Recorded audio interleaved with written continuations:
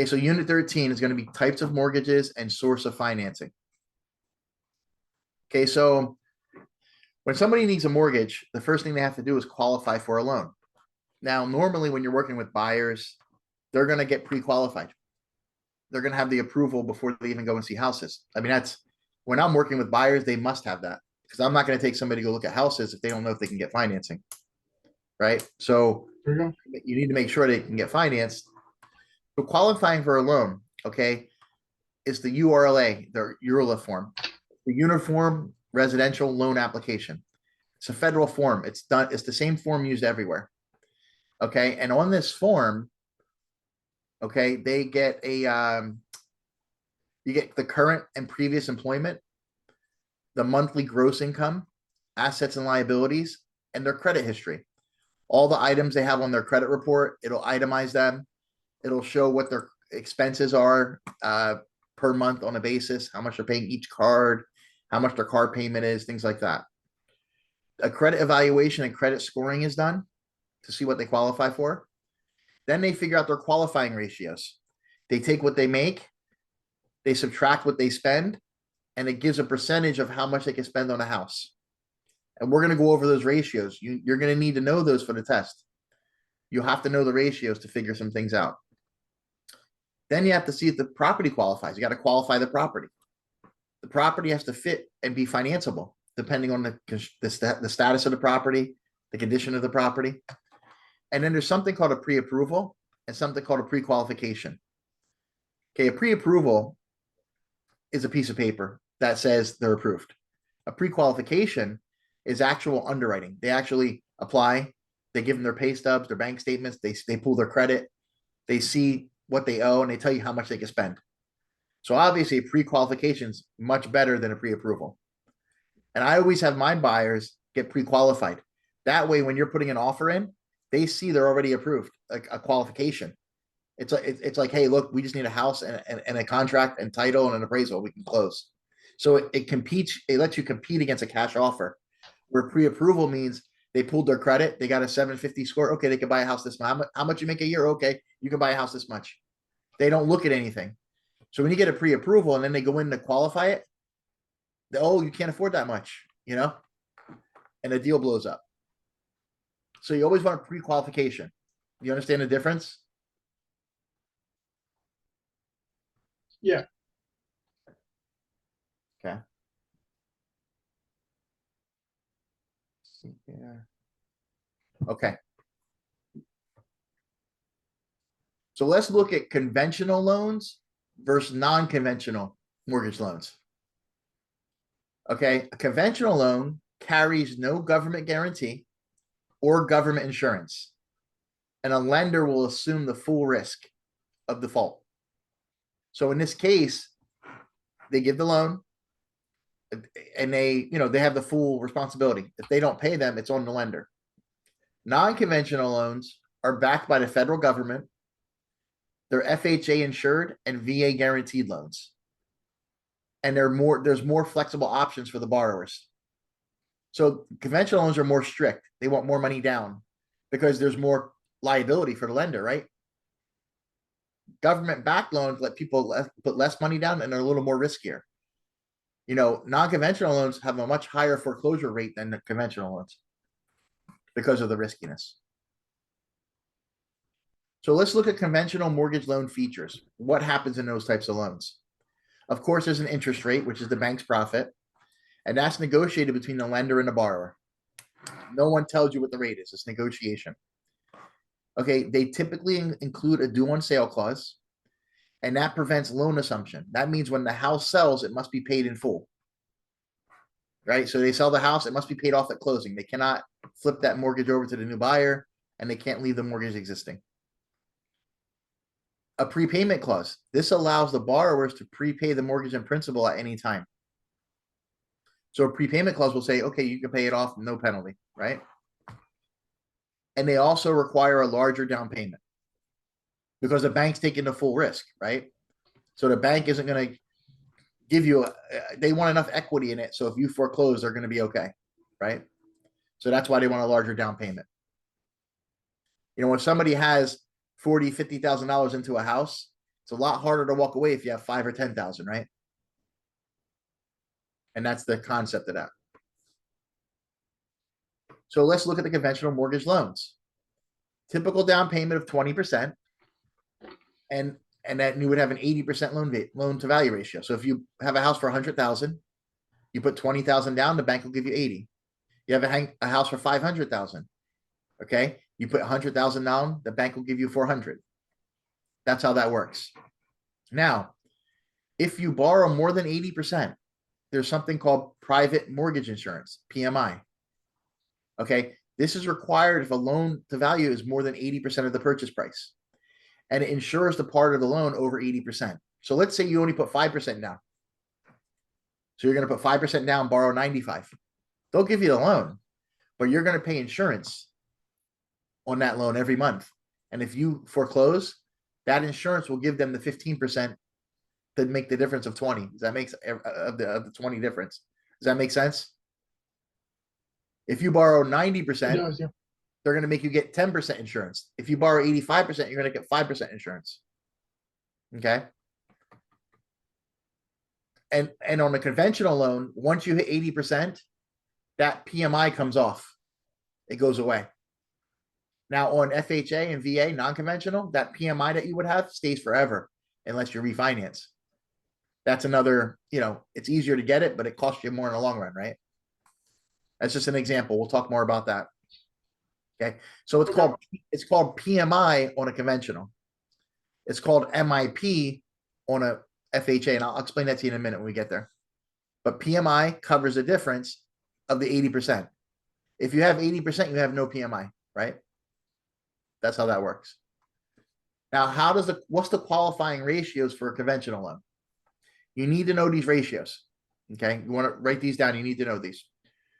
Okay. A lender considers 2 qualifying ratios when applying for a conventional mortgage. You have a housing expense ratio and you have a total obligation ratio. And it kind of explains itself. The housing expense ratio is what the house costs you. The total obligation ratio would be your house, your credit cards, your student loans, anything that's on your credit report. Does that make sense? So the way you figure this out is you take the monthly PITI, which is principal, interest, tax, and insurance. If there's PMI insurance on it, you would add that to it. And you would divide that by the monthly gross income. And the recommended HER is no more than 28%.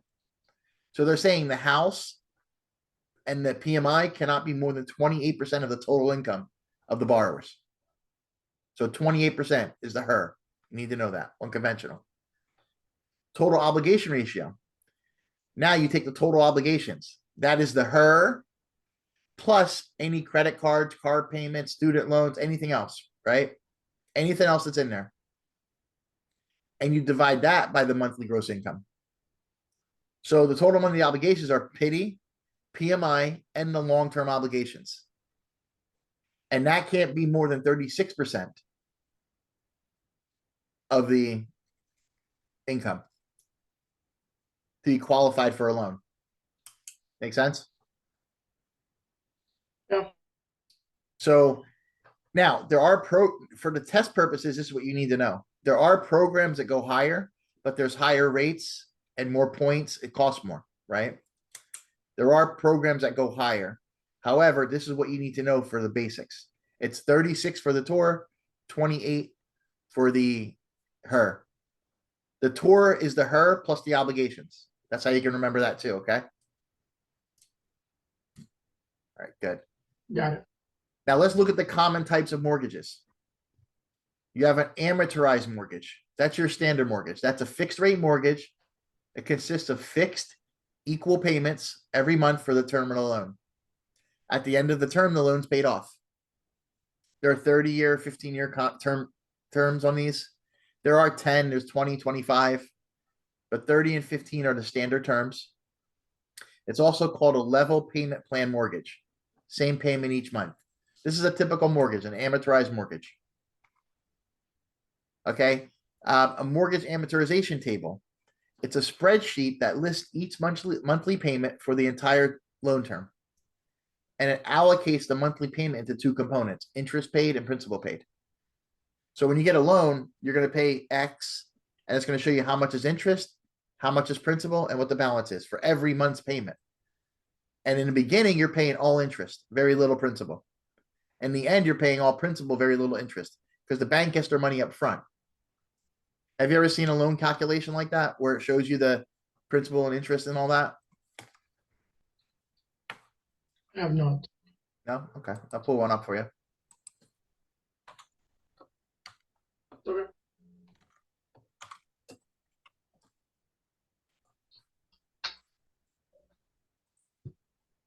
Maybe.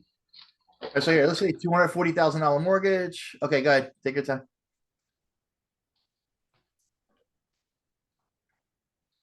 Say that again, I'm sorry?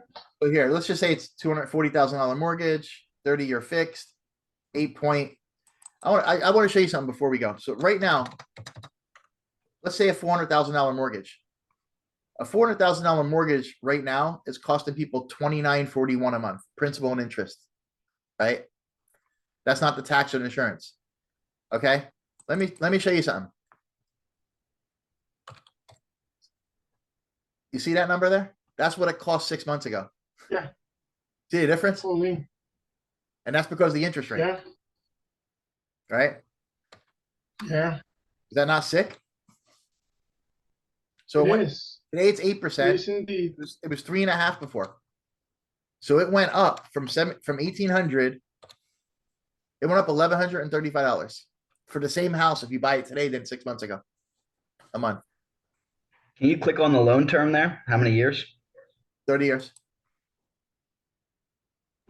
They didn't put the 50-year in though. They're talking about 50. Yeah, they're gonna. All right, so I want to show you an amortization table now. Let me show you. Let me see. Okay, hold on. So here's a calculator, 400. Let's say they're gonna put $80,000 down. They're just using whatever rates. So I'm gonna calculate this. Now down here, it's gonna show me. It's not gonna show me here. Hold on. I gotta find what's the amortization table. Hold on.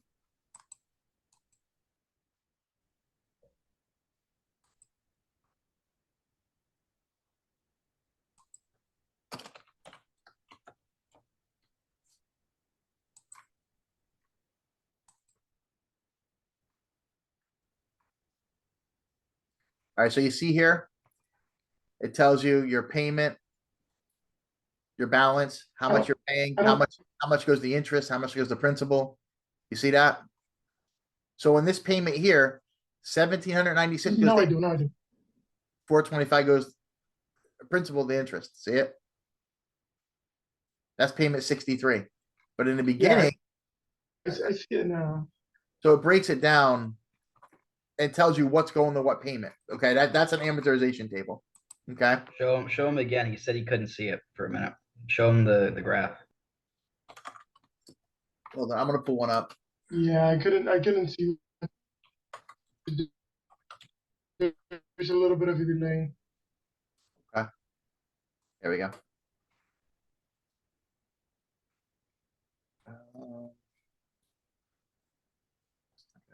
I just gotta find one that's gonna give it to me. Amortization. Here we go. Let's just say this loan here. We'll do 200,000, 30-year, 8%, right? Let's just say it's a loan today. Okay, we're gonna calculate it. So you're borrowing, your total interest is gonna be $328,000 on that. Your 1,467 payment. You see here? You see these numbers here?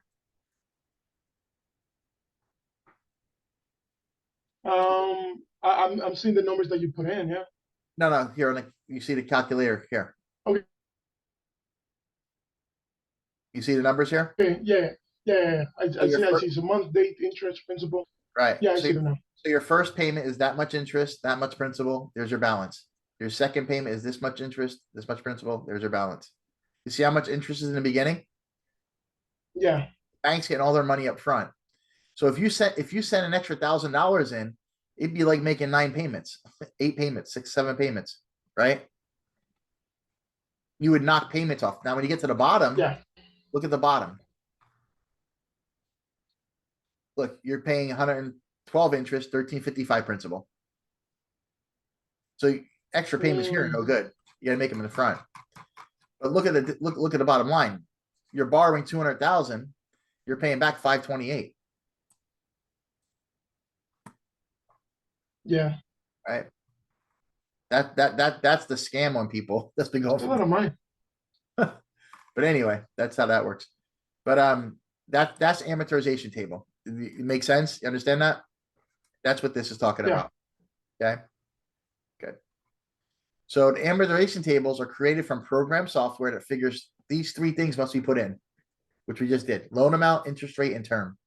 With those three things, you can figure out everything else. Okay. Now, that's the fixed mortgage. You also have adjustable rate mortgages, and they're called ARMs. Okay. Now, interest rates can be changed at preset intervals. So there's 2-year ARMs, 3-year ARMs, 5-year ARMs, 7-year ARMs, 10-year ARMs. So the rate is fixed in for that period from the day you sign it for 2 years, 3 years, 5 years, right? 7 years, 10 years. Then at that time, it calculates again for another 2, 3, 4, 5, whatever it is. It's a fix. It stays at that rate until that term comes up again. And the way they figure this out is they look at an economic indicator and they use that to adjust the interest rate. It's not controlled by the lender. The economic indicator is like the prime rate, right? Prime rate's an indicator. So it could be prime rate. Now, the margin is the percentage added to the index. That's the bank's profit. Like that's what they're making. So if prime rate is if prime rate's 5% and the margin's 2, your rate will be 7. If the prime rate goes up to 7 and your margin's 2, it'll go to 9. If the prime rate comes down to 3 and the margin's 2, it'll go to 5. So it can adjust up or down in those terms, right? So if you had a mortgage now that was adjustable at 3% and you paid 2, it was 5, and today prime rate's 6, and it's going to go up 2, it'll be 8 when it adjusts. So your rate's going to go up 3 points. Like that's an example of that, right? Okay, so that's how adjustment works. So you got to understand this. You have an index. So Batman can literally double 6%. It could, yeah. So you have an index. The index is the economic indicator. You need to know that. That's the economic indicator that it's based off of. It's not controlled by the bank. It's controlled by the market. And then the margin is what's controlled by the bank. The margin is the profit. That's the percentage added to the index. So the formula to calculate the interest rate on an ARM is index plus margin equals interest rate. You need to remember that. Index plus margin equals calculated interest rate in an ARM. Okay. Index is what it's based off of, like the prime rate, the LIBOR in England, whatever fund it's based off of. The margin is what's added to it as the profit. Okay. An adjustable rate mortgage has adjustment intervals. It has interest rate caps. So a periodic cap limits how much the interest rate can change per adjustment. And there's a lifetime cap. Now, don't mistake cap with what you owe them. So they may say the cap may not go up more than 2% per adjustment. So if you're paying 5 and it goes up 3 to 8, the payment will only go to 7%. However, that 1% difference will be added onto your loan balance every month. So every time you make a payment, your balance will go up, not down. That's called negative amortization. When all the houses foreclosed back in 2007 and 8, people's interest rates went up 2% payment, but the rate went up 6%. And the house values came down. Every time they made a payment, their balance went up. House prices going down, payment went up, balance went up, house values were coming down. People just walked away. They're like, screw this, right? They didn't make payments. That's something that could very easily happen again on a bigger scale, like now. And it's coming. I mean, the market's that way right now. So the payment cap limits the amount of the monthly payment that it can increase for that term. It does not stop negative amortization because the bank's not going to say, oh, well, sorry, we'll lose the money, right? The bank still wants their money. But the cap limits how much your payment can go up. Okay. And these kinds of loans always have a teaser rate at below market rates. Like right now, because rates are up 8% on fixed, they'll say, look, we'll give you 6.5% for 2 years. And then 2 years is going to go up. So to get you in there at a lower rate, and the rate goes up later. And if you pay it off earlier than that, they charge you a penalty. So they get their money back. Right? So these usually have a prepayment penalty on them. Does that make sense to you of how ARMs work?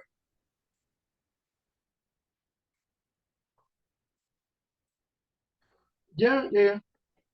You gotta remember, periodic caps for the term, lifetime cap means it can't go up more than X over the whole loan, but it can still go negative. And remember, the index and the margin equal the rate. That's what you really need to know on that, okay? Now let's talk about the Federal Housing Administration. That's FHA.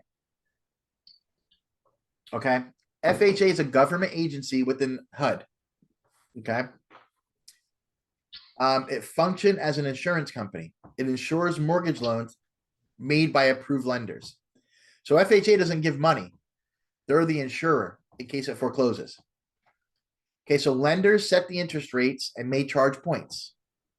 So a typical FHA loan is also known as a Section 203B fixed rate mortgage loan. So a 203B is an FHA loan. Okay. So you have an FHA mortgage loan features. What are the features of an FHA loan? So remember you had conventional loan features. Now you have FHA loan features. What are these? Again, the interest rate is negotiable between the lender and the borrower, just like on a conventional, right? Okay, there's discount points. FHA approved lenders may charge discount points. They're assumable. So if somebody has an FHA loan at a low rate and they want to sell the house, the new buyer can assume the FHA loan if they qualify for it. They can't just take it over. They have to complete a qualification of the buyer assuming a loan. They got to fill out an application as if they were buying. No, like there's a whole process to it. FHA loans are not for investor loans. You must live in the house. You can get a 4-unit property and live in one, up to 4 units. So you could buy a 4-unit property on an FHA loan, but you must live in one of the 4 units. Okay. And there's no prepayment penalty. Okay. Down payment is 3.5% minimum cash investment, 3.5%. So you must put 3.5% down. You're buying a house for 100,000, you got to put 3,500 down, right? You see how there's a lot more risk for the lender in this, right? Because there's less money. Okay. Loan limits. FHA sets limits on the amount that can be borrowed depending on the average cost of housing in a region of the country. So if you're buying a house in Miami or you're buying a house somewhere in Iowa, the maximum loan amount is going to be different, right? Because it goes by the average price. Obviously, Miami has higher values. The FHA limits will be higher. In the middle of Iowa, it's going to be lower, right? Because of the housing values. So they calculate it at a cost of what's average region in the county, and they update that periodically. Now, also there's loan insurance premiums. Remember you had mortgage insurance on the other one if you borrowed more than 80? You also have that here. Okay. On an FHA loan, there's something called a one-time upfront mortgage insurance premium, and that's paid at closing. There's a percentage they use, and the buyer must pay that at closing. No questions asked. It's part of the deal. So they're collecting that up front. Then there's a mortgage insurance premium. See, on an FHA loan, it's called mortgage insurance premium. On a conventional, it's called private mortgage insurance. It's the same concept, different name. Okay. So a mortgage insurance premium is an annual premium paid in monthly installments. It's added to the monthly payment, just like the other. And it's added to the monthly housing expense for calculating the ratios, the HER and the TOR, right? Now, remember the HER and the TOR was 28 and 36 on a conventional? It's different It's different on an FHA. Okay. Because it's more, remember to give you, it's less strict. They take more risk. So there's two qualifying ratios. Again, there's a HER and there's a TOR. Okay, the monthly housing expense is the PITI and the MIP divided by the monthly gross income. And that can't exceed 31%. Remember, that was 28% on the other one, right?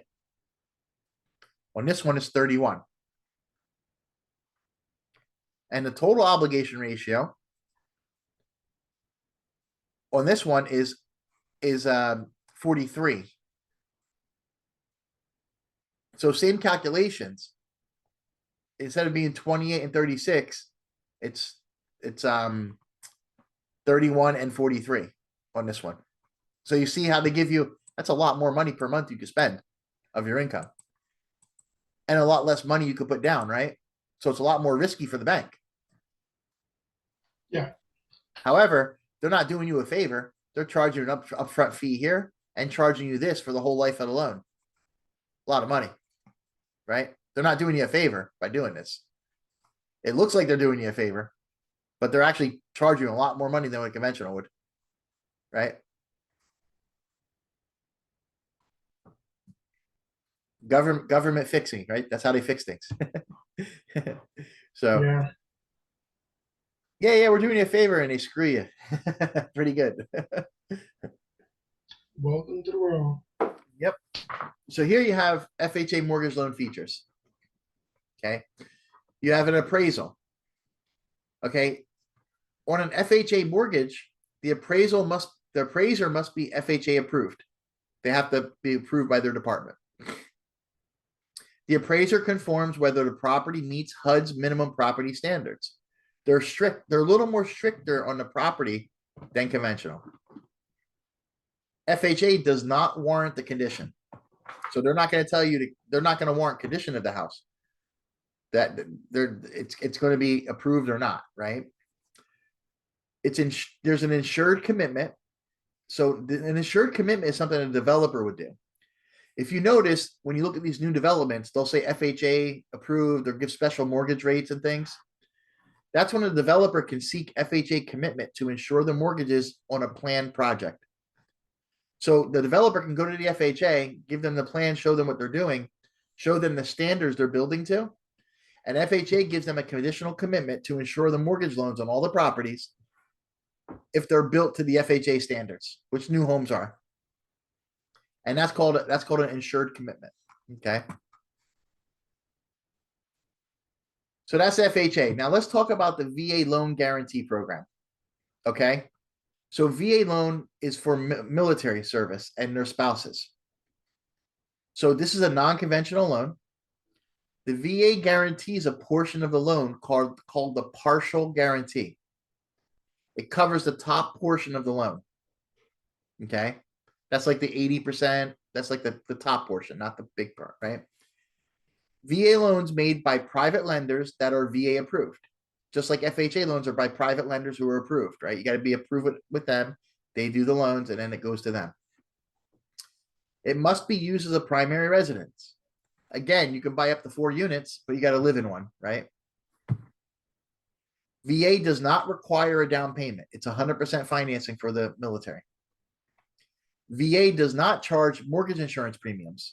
So there's no MIP, no PMI. They give them 100% of the money and there's no insurance on it, right? Let's talk about the features.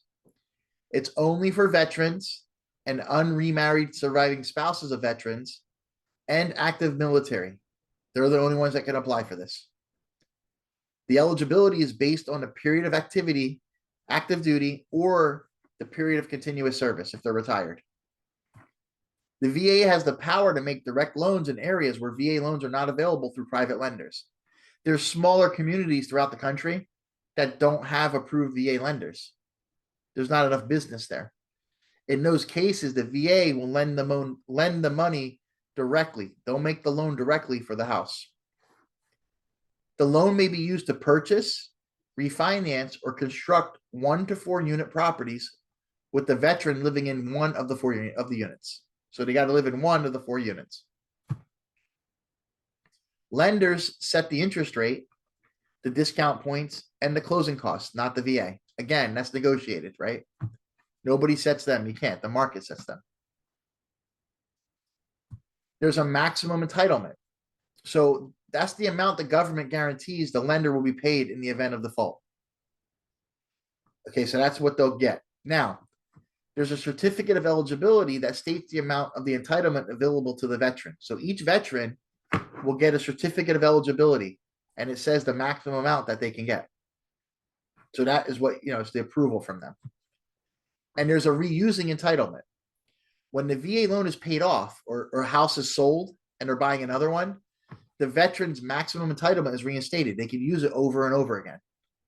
So if they pay off a house, they can buy another one. If they buy one with 4 units, live in one, live in it for 3 years, refinance it to a conventional loan, now they can go buy another 100% down, like 100% profit. They can do another one, and move into the other one and turn that into a rental property, right? Okay, so let's talk about the loan limits. Okay, so there's no maximum loan limit with the full entitlement, but they must meet the lender's requirements and have sufficient income. So there's no maximum to it.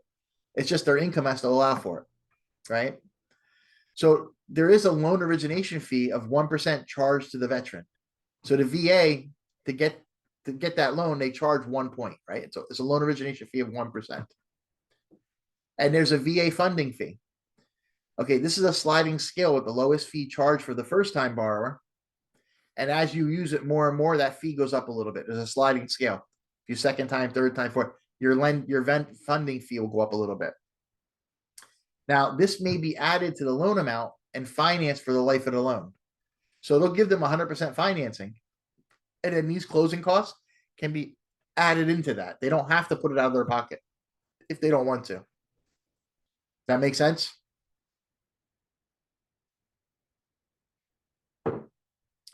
Okay, and none of these loans require any mortgage insurance premium. There's no PMI, there's no mortgage insurance. These are the benefits that are given to the military guys. Okay. Got it. Any questions on that? Nope. All right, good. Give me 1 second here.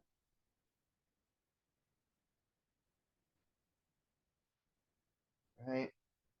All right, so that's good. Let's see here. All right, so let's go to the next slide. Let's talk about some more of the features here. Now, remember we had the HER and the TOR on the other types of loans, FHA and the conventional? On a VA loan, there's no HER. They just look at the TOR, right? There's no reason for it. So the TOR cannot exceed 41% of the total monthly income. So you have what, 28 and 36 on conventional, right? 31 and what was it? 31 and 40. Was it 31 and 40? 31 and 43 on an FHA. And on a VA, it's just 41% of the gross income. TOR. You don't calculate a HER. Okay, now for the closing costs, okay, the VA buyer can pay no commissions, brokerage fees, or a buyer broker fee may be charged to the veteran buyer. It's assumable, even by non-veterans. So if they want to sell the house and somebody wants to buy the house, they can assume that loan. They don't have to be a veteran. Okay. But as long as they qualify, they have to, their TOR can't be more than 41%. They got to have good credit, things like that. There's no prepayment penalty to turn it off, to pay it off, right? You want to pay it off, there's no penalty. Now, the assumable, I'm going to ask you a question. See if you remember this. When you assume a loan, the original person who had the loan is still liable if the new buyer doesn't pay it. There's an agreement that you sign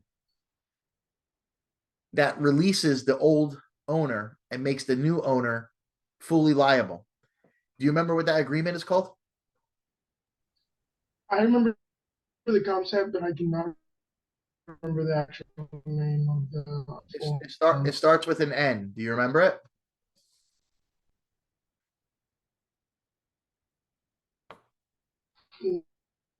No. It's a novation agreement. You want to remember that. Oh, yeah.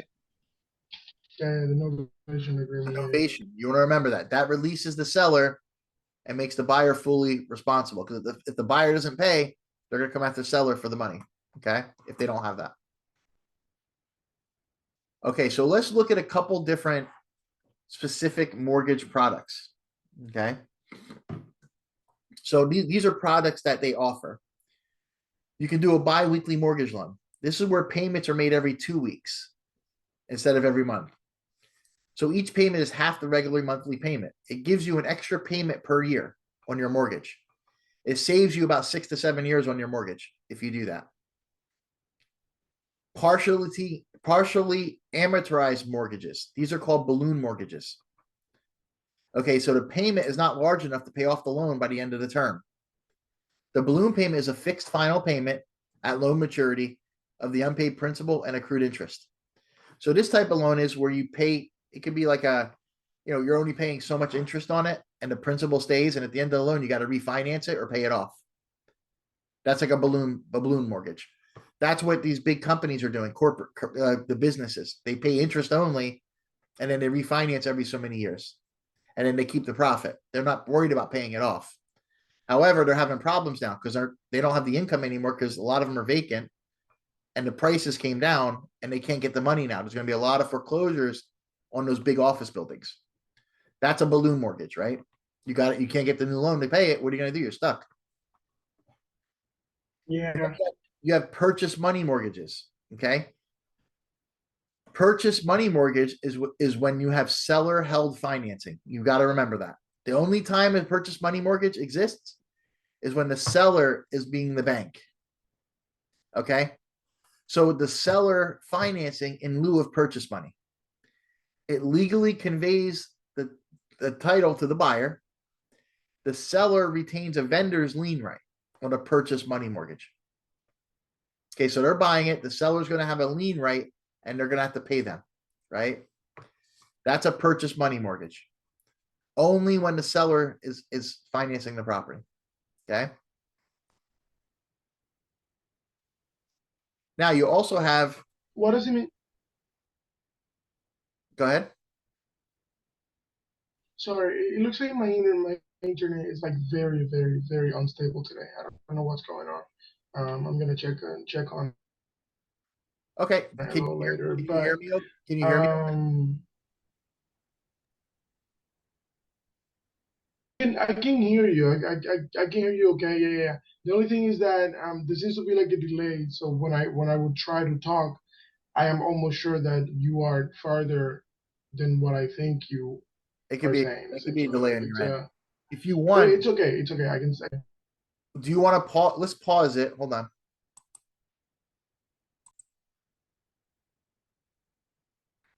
Okay, so a couple more. We're going to go into some more specific products now. Now you also have a home equity loan. Okay, this is when a person will finance consumer purchases, consolidate credit and card debt, pay for college tuition, and so forth. And then you have the interest on these loans is tax deductible if it's used to make home improvements. So if you're putting an addition, if you're consolidating credit cards, no. But if you're doing something in the home, yes. Okay. And there's two ways that you're able to obtain these. There's one is a fixed rate lump sum one-time equity draw. You do the equity loan, they give you the money, you start making payments. Do what you want with the money, right? And then there's also adjustable interest rate home equity lines of credit. A line of credit is you want a $50,000 line of credit and it's opened. It's a zero balance. And then when you spend on it, you use it and then you pay it off. And then it's always open. It's a revolving. It's like a credit card that's secured by your home, basically. Okay. They're the two options. So it's fixed rate if it's a one-time draw. It's adjustable if it's like an equity line. Okay. And then there's a package mortgage loan. This will include both real and personal property as collateral. That's like a bit like if you're getting a mortgage and it's including the equipment in a restaurant and it's a package loan. Very uncommon to get package loans now, but that's the type of loan. A package loan is when it includes personal property. That's furniture, things like that in the loan. Okay. Now you also have go ahead. I'm sorry. No, I just said okay. Okay. Then you have a reverse mortgage loan. You need to know this, what this is. Okay, this is also called a home equity conversion mortgage. Okay, this is available through FHA approved lenders. And this is for homeowners 62 or older, and they can borrow against the equity in their home. Okay, so they can receive a lump sum. They can get a monthly basis, so much a month, like a payment, or they can get a line of credit, just like the other, and use it as they need it. So this is like a reverse mortgage. So if somebody owns their home and they're older and they need to supplement their income, they can get payments from the bank back towards their house, or they can get a lump sum. And it's basically timed out, and at a certain time, the bank will take the house, and they know that going into it. So the bank's buying the house back from them, basically, is what that is. Now, what we got to talk about are the mortgage markets. So there's a primary and a secondary mortgage market. Okay, so the primary mortgage market, what makes that up? Now, the primary mortgage market is made up of depository lenders. They also call them intermediaries. And they'll accept deposits and originate new mortgage loans. So by accepting deposit, that's like a bank. You could put money in. It's not just mortgages, it's a bank. So these are like savings associations, and the bulk of their assets in residential mortgages and home equity loans. So savings association focus mostly on residential and home equity. Commercial banks specialize in construction loans. And credit unions are primarily residential loans and home improvement loans for members. So they're the three types of deposit institutions that do mortgages and what they do. Okay. Now you also have non-depository primary lenders who originate new mortgage loans. These are mortgage lenders, and they are full service mortgage companies. They service the loans, they buy, they sell them, they package them, they do everything. They do not accept savings and demand deposits like banks, savings associate, credit unions. You can put money. It's a checking account, right? These places don't have those. They strictly do mortgages and service the whole mortgage. Okay. They package loans they originate, and then they sell them to institutional investors on the secondary market. And these guys primarily originate VA and FHA loans. Now they do conventional, they do conventional as well, but they primarily originate VA and FHA loans. Okay, now these types of companies, okay, these non-deposit accounts, these non-depository lenders, if there's a loan originator working for them, their loan officers must have an MLO license. Okay. See, because banks, savings associations, and credit unions, they're regulated by the government, right? They're regulated by the government. So their loan officers are already regulated. These companies are not regulated by the government. They have licenses, but the loan originators aren't individually regulated. The bank employees are. So anybody who's a loan officer must get a state-held mortgage loan originator license. And if you notice in all the ads you see for loan officers, if they work for a company like Loan Depot or Quicken Loans, they're the kind of companies that aren't depository, right? Those companies do just mortgages, and they would need an MLO license for each agent. And if you look at the ads, you'll see MLO license number, blah, blah, blah. If you hear a radio ad, MLO license number, blah, blah, blah. They have to tell you that. They have to disclose it. This allows them to solicit mortgage loans and accept mortgage loan applications and negotiate the terms of new or existing mortgage loans. Okay. They're allowed to process mortgage loan applications and negotiate the sale of existing mortgage loans for compensation. Okay. So that's what an MLO originator is, a mortgage loan officer originator. That's what that is. Only when it's a non-depository primary lender, right? That's where they work. Okay, now there's something called the Safe Mortgage Licensing Act. This all came about after the crash and all the bad loans and things. So this is secure and fair enforcement of Mortgage License Act, the SAFE Act. There's minimum standards for licensing of mortgage loan originators, the MLOs for those companies. Employees of banks, savings associations, and credit unions are regulated by the federal banking agency. Okay. they must register with the NMLS system. So they work with the banks, but they register with the system. MLOs are not employed by the federal agency, regulated institutions. They must be licensed by states and register with the NMLS. So the NMLS is a national registry that bank employees have to register with, and MLOs, after they get their license, have to register with. So the NMLS has everybody in it. Bank employees don't need a MLO license. The other guys do, but then once they get it, they all register. Does that make sense? Yeah, it makes sense. It makes sense. Right. They regulate the whole thing this year. Okay. So if every loan they do is on record, every complaint, every bat, they keep track of everything now. So people are held accountable. Now you have a secondary mortgage, but that's the primary mortgage market. Now you have a secondary. So secondary market is an investor market that buys and sells existing securities. Two objectives of this market is to circulate mortgage money supply, and it also standardizes loan requirements. Okay.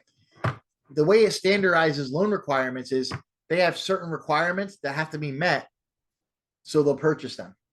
So by having those requirements, it makes the primary market meet those standards, or they won't buy them and they get stuck holding them.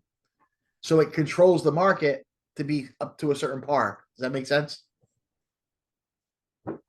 Could you explain that a little? Right, like the her and the tour, right? You can't if you're on a conventional loan, if your debt ratio is 37%, they won't approve it. Right? Because it does not meet the standards for these people to buy it. It has to be 36% or under. For these people to buy that loan, it had to be 36% or under. Or that bank has to hold that loan and take the risk 100%. Does that make sense? So that standard of that 36% is created by these requirements.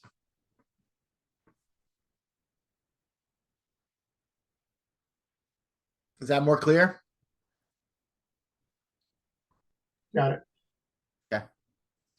So their requirements for what it is more clear. So they basically have this. Yeah, their rules that they make hold everybody else to standard, or they won't buy the loans. So everybody else follows those rules because they want to sell the loans. They don't want to hold on to them.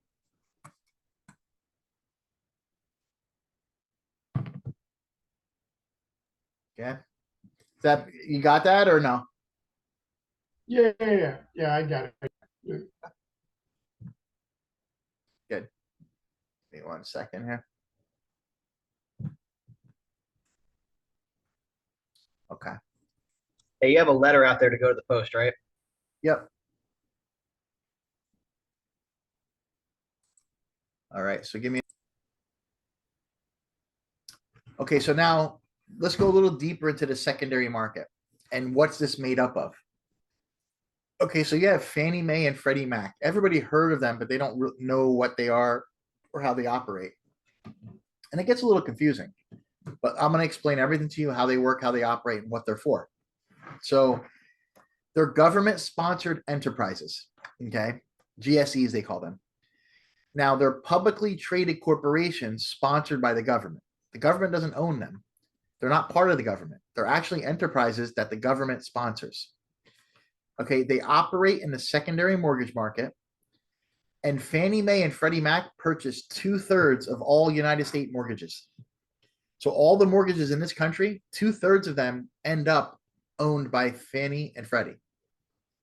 Okay, so Fannie and Freddie set the guidelines for the types of loans they will purchase, called conforming loans. And then they buy consumer mortgages and package them into mortgage-backed securities. Okay, so they'll buy a whole block of mortgages and put them into securities and sell them on the market. So Fannie Mae is the Federal National Mortgage Association, and it is the largest secondary market participant. They're the biggest one. The Federal Housing Finance Agency has a supervisory responsibility over them. They regulate them. That's the federal agency. They purchase primarily conforming conventional mortgage loans from large commercial banks. And they also purchase FHA and VA mortgages. So they purchase from commercial banks. Commercial banks do mostly construction loans, right? So they're purchasing mostly construction loans and FHA and VA mortgages. And they issue mortgage-backed securities, which are sold to investors. Then you have Freddie Mac. Okay, that's like Fannie and Freddie are like cousins, right? Federal Home Loan Mortgage Corporation. The FHFA has regulatory oversight on these guys too. Okay, that's the federal agency oversight. It's a secondary market for conforming conventional mortgage loans purchased from smaller banks, credit unions, and savings associations. Well, remember, credit unions do mostly home equity loans and purchases for their members. Smaller banks do mostly residential purchases and business loans. Savings associations, same thing.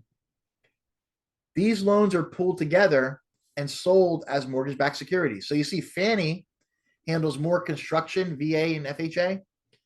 And then these guys handle mostly residential, home equity, construction, or home equity, home improvement, and FHA and VA. So you see each one kind of handles their own things separately. Then you have Ginnie Mae. You know, I guess you could kind of say these guys are like brother and sister, right? Because they're kind of the same, but they handle different things. And then you could say Ginnie Mae is like their cousin because it's different, but they're related. Okay, so the Government National Mortgage Association, GNMA. This provides a secondary market exclusivity for government insured and government guaranteed loans. It's a government-owned corporation within HUD. Okay, the only secondary participant that's backed by the full faith and credit guaranteed of the federal government. Okay, so Ginnie Mae exists solely to guarantee the security of federally insured and federally guaranteed loans. They don't make the loans, they don't package them, they don't sell them. They're just the guarantor, they're like the insurer. Ginnie Mae does not purchase mortgage loans from lenders. The lender pools the mortgages together and delivers them to a securities dealer. The security dealer sells the Ginnie Mae guaranteed mortgage-backed securities to the investors. Okay. Then you have the Federal Reserve System. Okay, this is the central bank of the United States. There's 7 member board governors, and there's 12 regional Federal Reserve banks. And the Fed's 3 duties are the following. Number 1, to conduct the nation's monetary policy. Number 2, to supervise and regulate banks and protect credit right of consumers. And number 3, maintain stability of the financial system. The monetary policy refers to actions taken to influence the availability and cost of money and credit and to promote national economic goals. That's why we're a mess now, right? Rates are high, inflation's crazy. It's like they're not doing this. They're supposed to be, but it's like not being done properly by uneducated people. You know?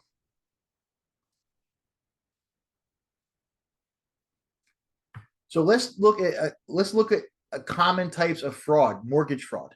You need to know the difference of these. You'll see stuff on this. So one type of fraud is using a straw buyer. That's someone whose credit is used, but not the real owner, like an identity theft kind of thing.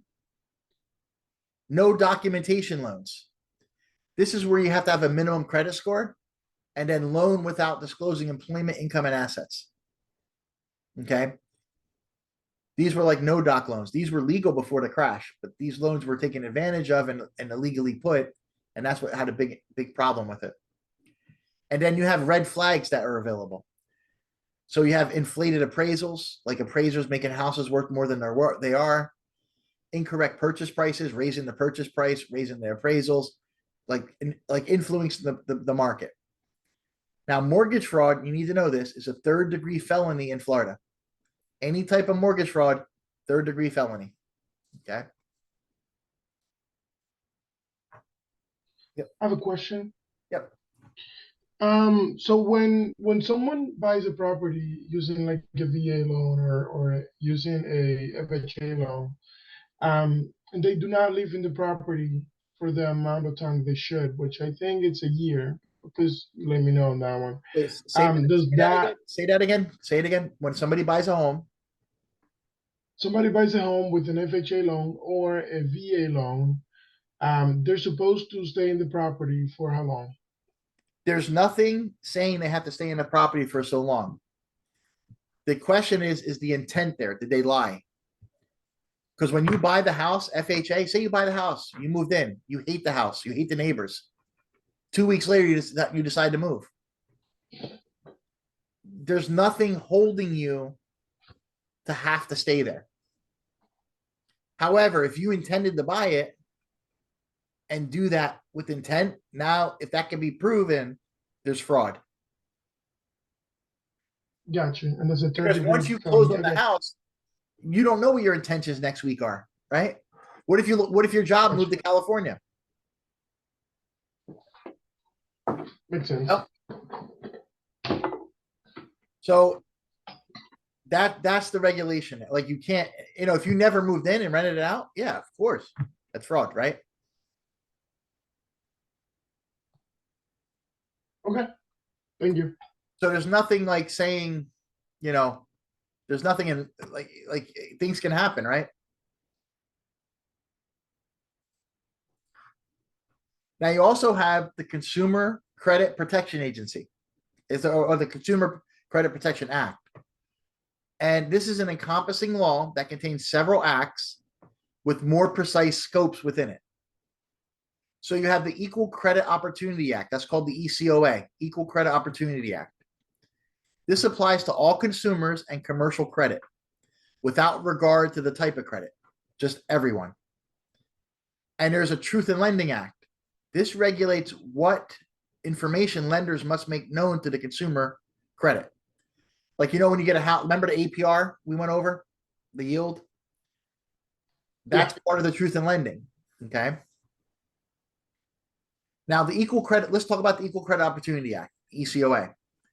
This prohibits creditors from discriminating in a credit transaction based on a protected class on the basis of race, color, religion, national origin, sex, marital status, age, and receipt of income from public assistance programs. If somebody's getting public assistance, you cannot discriminate because of that. The Truth in Lending Act, the TILA. Okay, this requires disclosures about terms and costs and standardizing how loans are calculated. It applies to closed-ended credit where funds are dispersed in the full at closing and must be repaid in full by the end of the term. This is residential mortgage loans, car loans. It applies to HELOCs and credit cards too. Okay, home equity lines of credit and credit cards. It does not regulate interest rates. Okay, there's something called Regulation Z, and it implements how the Truth in Lending is applied. That's the law that regulates it, the Regulation Z. So what happens is, second here, the Truth in Lending Act required lenders to provide consumers two forms. This was prior. It's changed now. It was two forms. Now it's four. Or actually, it was four forms. Now it's two, but I'll explain that to you in a minute. Okay, so the Truth in Lending disclosure was given at the loan application. So when someone applied for a loan, they would get the Truth in Lending right there. And then the final Truth in Lending disclosure was prior to closing. Okay, then they also were required to disclose the annual percentage rate. That's the full cost of the credit, the total cost of the loan, the amount financed, and the total payments. Remember how we did the yield and remember 0.125, 0.125, 0.1, and then you had to add it and get the points to get the total cost of the credit. You had the rate and the APR when you got the effective yield. Yeah, I remember that. That's all this calculation. And this loan, this act also made bait and switch advertising a federal offense.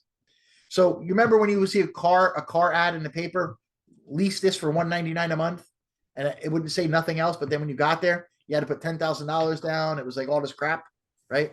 Yeah. It made that illegal. It made that a crime.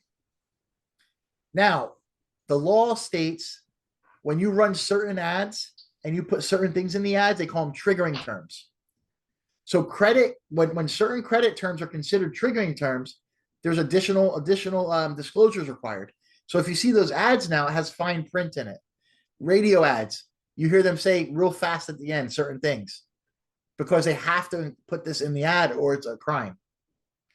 So the certain credit terms are if there's an amount or percentage of down payment, if there's a number of payments said, if there's a period of repayment, a term, if there's an amount of payment, if there's an amount of finance charge, any of those said, they must have these extra disclosures. And they must also disclose in the advertisement the amount of percentage of down payment, terms of repayment, and the APR. So if you're saying 2% rate, you got to show them the APR might be 5.3, right? Or whatever it is.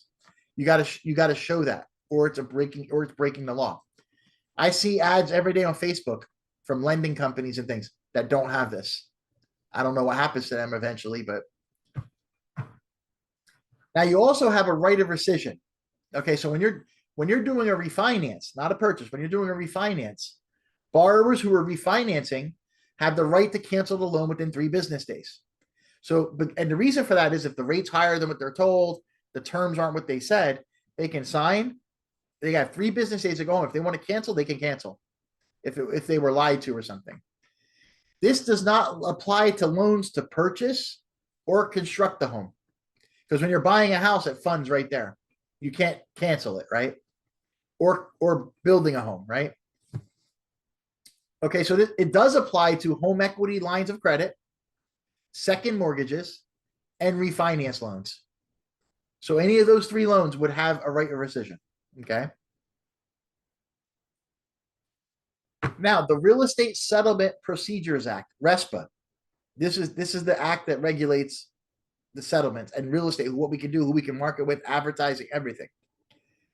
Okay, this is housed under the Consumer Financial Protection Bureau, CFPB. This was created after the big crash, after all the problems. The CFPB was created. Okay, they require disclosure of the amount and type of charges due at closing, disclose in advance estimate of closing costs and information booklet that comes from the lender to the buyer, attempts to eliminate kickbacks from vendors or closing related services, makes them illegal, applies to federally related mortgage loans secured with the mortgage on 1 to 4 family units. This does not apply to commercial loans. This does not apply to loans that are not federally related. So if they're non-conforming, these do not apply, right? If these are private money loans, DSCR loans, this does not apply. Only to federally related mortgages, FHA, VA, conventional, right? Okay, let's look at what the RESPA requirements are. So first, you must have an affiliated business relationship disclosure. When a lender, broker, or other current closing participants refers as borrower to an affiliate for a settlement service, RESPA requires a referring party to give the borrower an affiliated business relationship disclosure. If I open a title company or I open a mortgage company, every buyer and every seller we deal with would have to sign a disclosure saying that we notify them that we own these companies. Even if they don't use them, we own them. And that has to be in every file. If they use our companies, great. It has to be in there. If they don't, great. It has to be in there. But you have to disclose it. If you don't disclose it, you're violating this law. Okay. Purchase of title insurance. A seller cannot require the home buyer to use a particular company as a condition of sale. So a seller cannot say you have to use this title company. They can ask you to or recommend you to. They cannot make you. Okay. Limits the amount lenders can require to place in escrow for taxes and insurance. So when you set up your escrow account, when the lender does that at closing and they're holding your taxes and insurance, it limits the amount they can hold in there. They can't hold extra. And it also, when it comes to kickbacks, fee splitting, and unearned fees, a mortgage lender may not pay a broker a fee for referring a buyer to the lender. That cannot be done. They cannot pay fees. Okay. So let's look at the TRID transactions and exemptions, okay? Okay, what does it apply to? Like, what does this law apply to? All these laws here, okay? Consumer loans secured by real property, okay? The exemption is commercial loans for building more than 4 units. It would not be on those. Mortgage loans. It does not relate to reverse mortgages. Refinance loans. It does not relate to HELOCs, home equity lines of credit. Construction loans does not relate to mobile homes. Vacant land loans, loans for dwellings not attached to real property. Okay. It does not relate to those. Loans secured by 25 or more acres. That would be loans for agriculture purposes. This does not relate to any of the laws that we just talked about, any of these situations. Okay. The one you need to remember is this one. Loans secured by more than 25 acres. Okay. That's for agriculture. But these are all, I mean, you need to know these, but this one, keep that in mind. Okay. Any questions? Okay. I was meaning to, but I got to do something here. Okay, there we go. It's okay. Take your time. Okay, so on that, on that last slide that we're looking at just now, essentially, not this one, yeah, that one, yeah. Let me. Okay, so the first column is not related to the second column, is what you're saying, or like those are the exceptions. I guess it's more the. Yeah. These are the types that it covers. These are the exceptions. Okay. Right. All right. Exemptions, not exceptions. Exemptions. They're The left exempt. is what it applies to, the right is Yeah, not. they're exempt. They're exempt from it. Not, I mean, the exemption. They're exempt from it. Yeah. It does not apply to these. It Okay, applies to does not these, apply to them. but these are the one type it doesn't apply to. Right. Got it. Okay.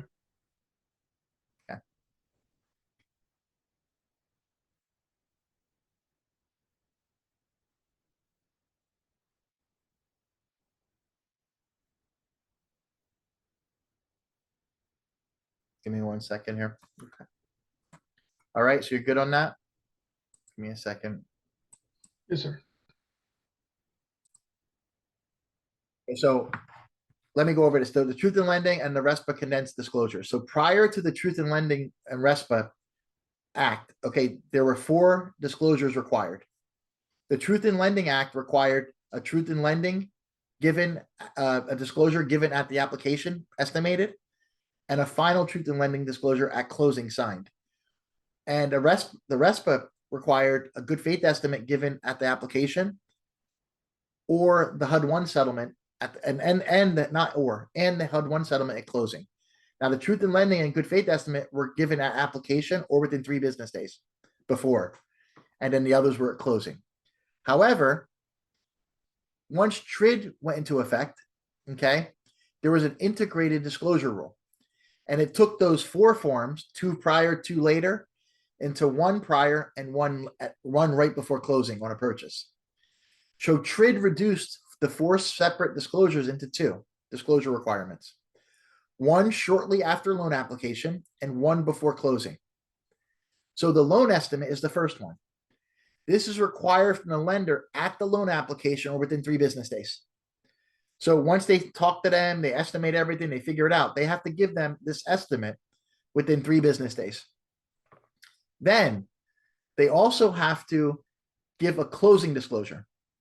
Okay. The closing disclosure is required to be given to the buyer at least 3 business days before closing the loan.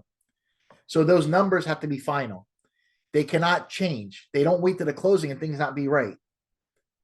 So when you're closing a loan on Friday, they got to have it by the end of the day, Monday, because Tuesday, Wednesday, Thursday, you got to get it 3 days before closing.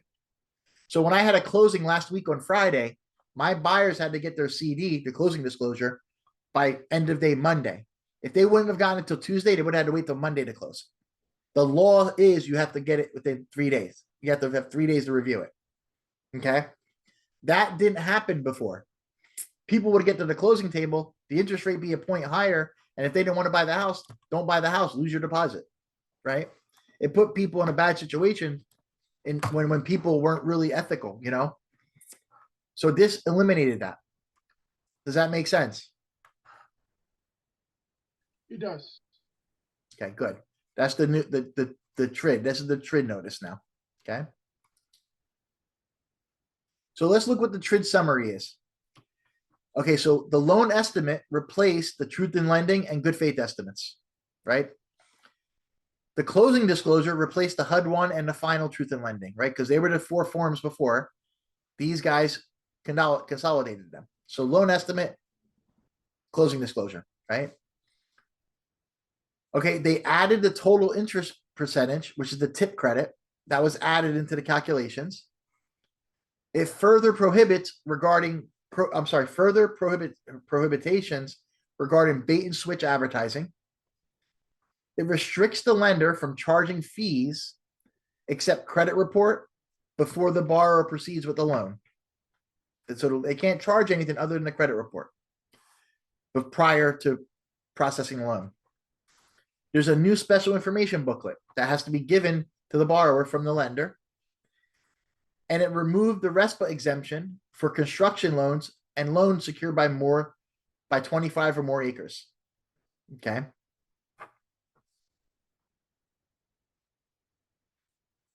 And that is the end of chapter 13. Do you